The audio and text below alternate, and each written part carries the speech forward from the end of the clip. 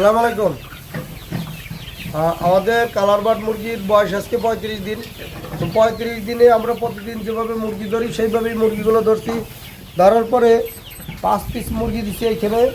5 piece মুরগিতে আপনার 5 KG 230 গ্রাম, 5 KG 230 গ্রাম, অর্থাৎ পার পিস আছে ওজন আছে 1 কেজি 50 গ্রাম।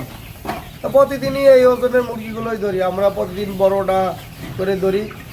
লাস্ট পর্যন্ত আমরা এখান থেকে একটু মাইনাস করে গড় ওজনটা বাইক করে দিই, কারণ গড় নিচেরটা আছে 800 গ্রাম, নিচের মুরগিটা 800 গ্রাম আছে। তো বড়টা যদি 1100 গ্রাম থাকে তাহলে গড় এভারেজে কত আসতো? 900 950 গ্রাম। 35 দিন বয়সে এরকমই ওজন থাকে আপনার, 900 950 গ্রাম থাকে। 1 কেজি আসাটা এটা মনে করেন যে বাচ্চা যদি ভালো হয়, বাচ্চা যদি ভালো হয়, ভালো কোম্পানির বাচ্চা যদি হয় তাহলে আপনার 30 দিনেও 31 দিনে এসে যায়। এটা কপাল ভালো হওয়া লাগে। এখন আমরা তো আর সেই কপাল নিয়ে আসি না যে বাচ্চা আমাদের ভালো পড়বে। এই 1200টা কোম্পানির হলে কি আপনার বাচ্চা নিছি। কি কোম্পানি? RMR। আরে বাবা, কি বাচ্চা! 100-র ভিতরে 90টা আছে হলে গিয়ে মুরগি, 95টা আরে বাচ্চা, 100-র ভিতরে 90টা। কতটা মুরগি? কতগুলা? 95টাই মুরগি। এই 1200টা কোম্পানি RMR, এই কোম্পানির কাছ থেকে যারা কালার বার্ড নিবে তারা আয় মরবে, এসব বাঁচার কোনো উপায় নাই। কারণ আমি যেটা নিয়েছি ওজনটা, এটা আমার নিজের ফিড, আমার নিজেদের ফিড, নিজেদের ফার্মেন্টেশন, নিজেদের পানি ফার্মেন্টেশন, সব কিছু নিজেদের। আমরা ওষুধ পানি চালাই নাই, এখন ওষুধ চালানো লাগতেছে ঠান্ডার জন্য, তাও 3000 টাকা গেছে মাত্র এই 5000 মুরগিতে। যদি অন্য কোনো খামারির হাতে যদি এই 5000 মুরগি পড়তো, তার যে কি অবস্থাটা যে হইতো, তার মনে মোটামুটি এই বাচ্চা নিয়ে তার কান্দা লাগতো যে এই ওজন সে কখনোই আনতে পারতো না। আমরা নিজেরা ফিড তৈরি করছি 2800 টাকা, আমাদের পৌঁছানো সহ 2800 টাকা পড়ছে। এইখানে আমরা এনে পৌঁছানো সহ 2800 টাকা। এখন আমরা ফিডও ওই যে আরেকটা বাটপার কোম্পানি ডেট নাই, ওর কাছ থেকেও ফিড নিছিলাম 2975 টাকা করে। যাই হোক, মানে সব কিন্তু কমেই কিনছি, তারপরও ফিড কস্টিং কম। তারপরে ব্রয়লার আমরা যে ফিডটা কিনছি 2975 টাকা, আমরা নিজেরা ফিড বানাইছি 2800 টাকায়। এখন এটার সাথে কম্পেয়ার করে দেখছি আমার দ্বারের কাছে ওই কোম্পানি নাই। আমি ফিড বানাই না এই কারণে যে ফিড বানানো খুব শ্রম এবং কষ্ট। লেবার যে আপনার লেবার দিয়ে করা, এইটা বোঝানো লাগে যে বা এইটা দেওয়া এত, এইটা দেওয়া এত, আর ধুলাবালি নাক দিয়ে মুখ দিয়ে যায়। আবার একটু সমস্যা আছে, প্রেশারের সমস্যা, হাই প্রেশারের সমস্যা, আবার অ্যালার্জির সমস্যা আছে। এই জন্য ফিড আমি মানে আর কি কষ্টটা কি, কষ্টটা করলে তো আর পাওয়া যাবে না। আপনার এই সমস্যাগুলো সহ্য করতে পারি না, যার জন্য ফিড বানাই না। এখন দেখি যে না বানায় আর কোনো উপায় নাই। ফিড যদি নিজে না তৈরি করি তাহলে এই চালানে আমি বাইরে হতে পারবো না, এই চালানে আমার লসের ভিতরে যাওয়া লাগবে। এই অবস্থা দেখে, এই পরিস্থিতি দেখে পরে আমি ফিড বানানোর সিদ্ধান্ত নিচ্ছি। গত বছর বানাইছিলাম ম্যাশ ফিড, কিন্তু এবার দানা করে নিয়েছি। তো যাই হোক, এখন এই নিজেদের ফিড যদি না হইতো, নিজেদের ফার্মেন্টেশন যদি না হইতো, তাহলে হয়তো বা আমার এখানে 1-1.5 লাখ টাকা আমার লস হইতো।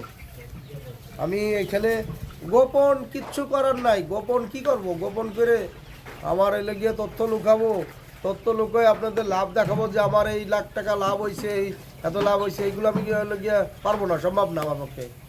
এখানে গোপন করবো না কিছুই। এখানে যেটা হয়েছে ফিড নিজের, তো ফিডটা হয়েছে নিজের, ফার্মেন্টেশনটা নিজের, পানি ফার্মেন্টেশন, ভুট্টা ফার্মেন্টেশন সব কিছুই নিজের।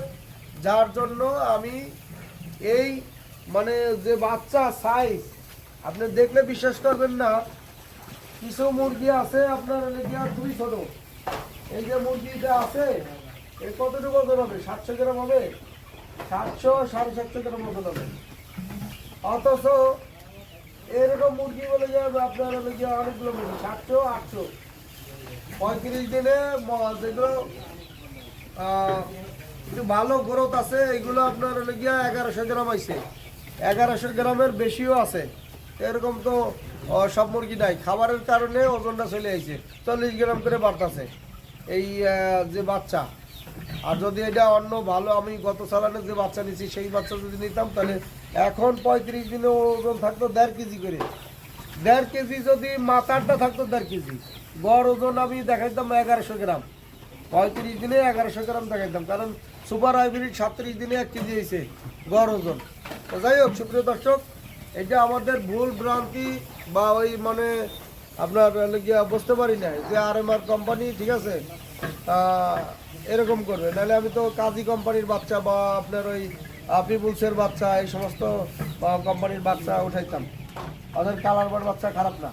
তা যাই হোক, এখন আমাদের এই ওজনটা আছে, এইটার গড় ওজন কিন্তু এইটা না, এই 5 কেজি 220 গ্রাম এইটার গড় ওজন এইটা না, এইটার গড় ওজন ধরা লাগবে আমাদের 900 গ্রাম করে, 900 গ্রাম করে আমরা গড় ওজন ধরবো। যদি আমরা ধরি আমাদের 110 বস্তা অলরেডি খাবার শেষ, আরও 6 বস্তা 116 বস্তা খাবার গেছে, 4700 মুরগি 900 গ্রাম করে যদি ধরেন, দেখেন